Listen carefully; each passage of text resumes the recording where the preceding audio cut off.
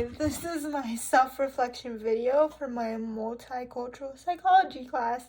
So, I wanted to start off where we started this whole entire semester, and that is what I identify as my intersectionality identity.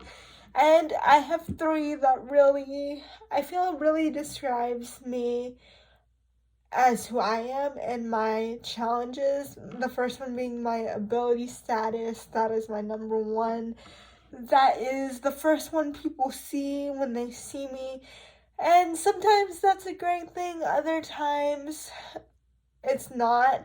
But I learned to appreciate it more, especially since COVID hit, because since then I've been in meetings and classes where people don't know that I'm disabled, and sometimes that has bit me in the butt, and I didn't expect that it would. One story I have real quick is I recently got my confirmation done in a Catholic church. I wanted to do it so I could be a godparent. That's my main reason I did it, but I did it through Zoom because I did it recently. When it came to the actual ceremony, they forgot that I told them that I needed wheelchair assistance because I was diagnosed with cerebral palsy. And they kind of left me out in the dust for a little bit there. They finally figured things out. On their part, it was a little complicated because there was mandatory seating because we were all from different churches. But I shouldn't be making excuses for them. Anyway, my other two parts of my identity is my gender and my ethnicity. I am half white, half Filipino, as I mentioned before as well. I'm very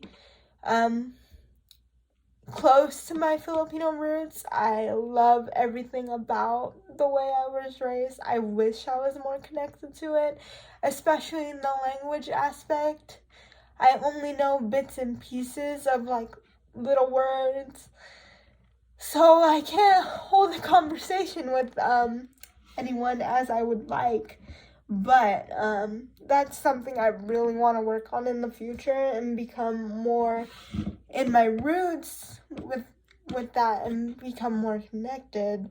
Being female in society, there's always challenges that present itself, and we know that in the past females have been paid less, females have been treated differently and not seen as superior to our male counterpart. And this is something I still worry about a lot, even though times are changing and things are changing for the better, very slowly, but they are changing. But I do worry about my future, about getting a job, especially with my ability status. Not only about my gender, but for my ability status. They might not see me as as qualified. They might feel like I slowed them down, which has been thought in the past. My socioeconomic status also plays a big part in my education. I'm still dependent on my parents, and that does play a big role in how I see things. I am very blessed with the things that I have and everything, but it does present its own type of challenges when going to college. My parents do make a comfortable amount, but sometimes it's still a struggle to go into college because I feel like a burden when having to pay for classes, even though I know it's bettering my future as a whole. Religion is not a big part of my identity. as I would like it to be.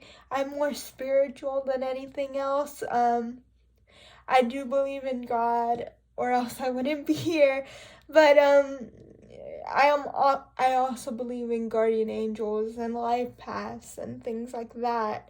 So I feel like that's all connected in a way, and I feel like this is a big part of me because it's given me hope for the future. It's made me feel like I'm not like a mistake. Like, we know that God doesn't make mistakes. I'm the way I am for a reason, and that's brought me much comfort in the past years, especially when I graduated high school. I was really lost in where I was supposed to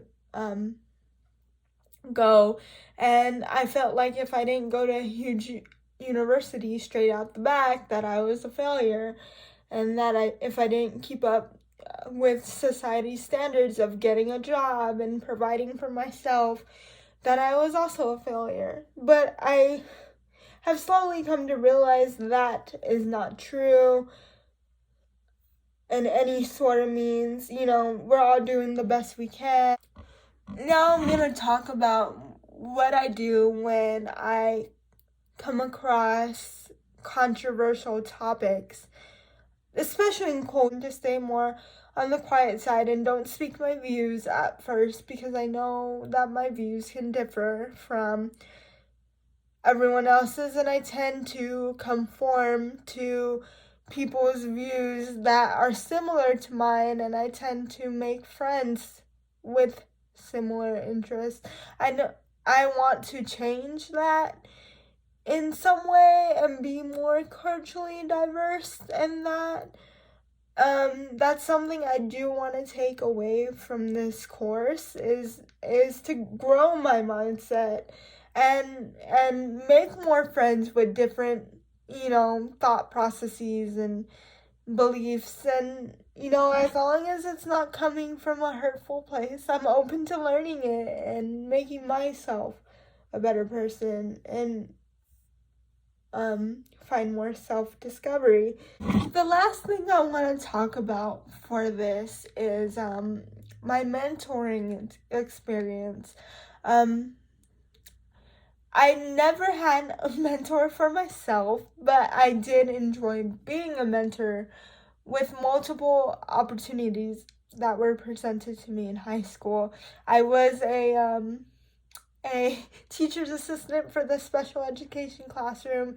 It was a job that I absolutely loved. I felt like the kids looked up to me, and I felt connected to them because I understood them on a level that other people didn't. You know, others may have pushed them away because they were different, but I just loved hanging out with them and being with them and being friends with them, because sometimes you just need a friend to thrive and feel like you're not different in their eyes. So it was a privilege for me to help them and spend time with them, and I definitely miss that part of high school. I haven't found that opportunity again since I've been out of high school, and it's something I miss a lot, and I haven't stayed connected with them at all.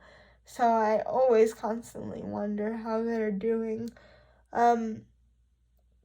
There was one mentor opportunity where it was called the sports challenge, and we had them play sports like basketball, football, and all the like not normal sports, but like sports that everyone plays.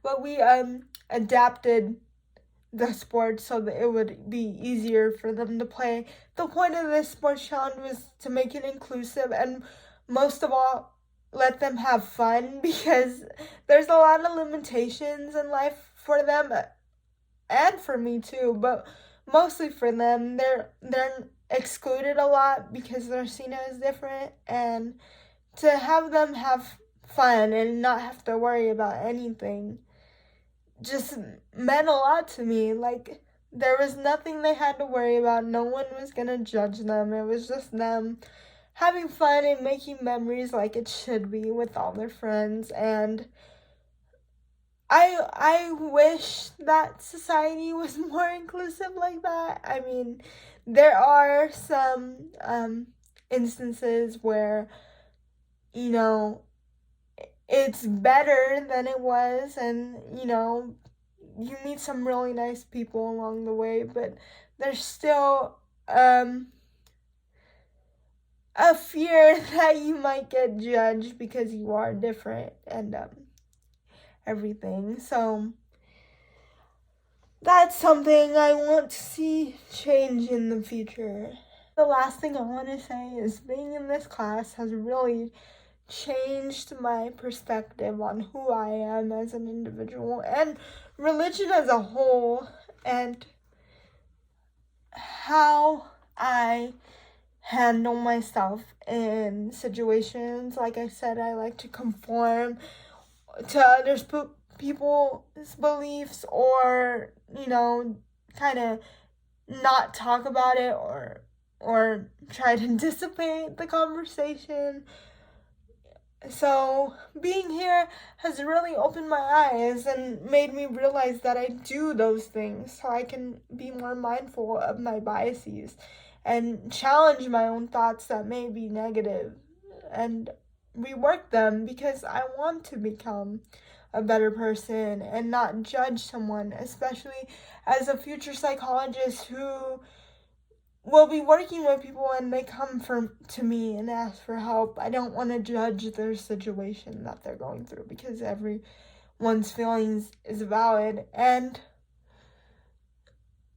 I think this class was definitely a part of a beginning of more self-growth, and that I really need. So yeah, and I don't think I'll be continuing my journey here at AP, unfortunately, because I'm moving and I actually am in the process of transferring to Cal State San Bernardino. So that is a new challenge for me in a different cultural situation, and I'm kind of worried about it. I didn't feel like I belonged here at first when I came here, because I didn't know this was a program for non-traditional students, and me still falling into the category as a traditional student.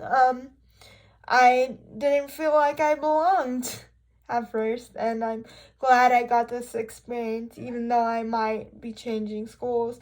But I just wanted to thank you for the opportunity to take this class, and I've learned so much, and I hope to use more of these skills in the future. So thank you so much, and I hope I see you guys again. Bye bye.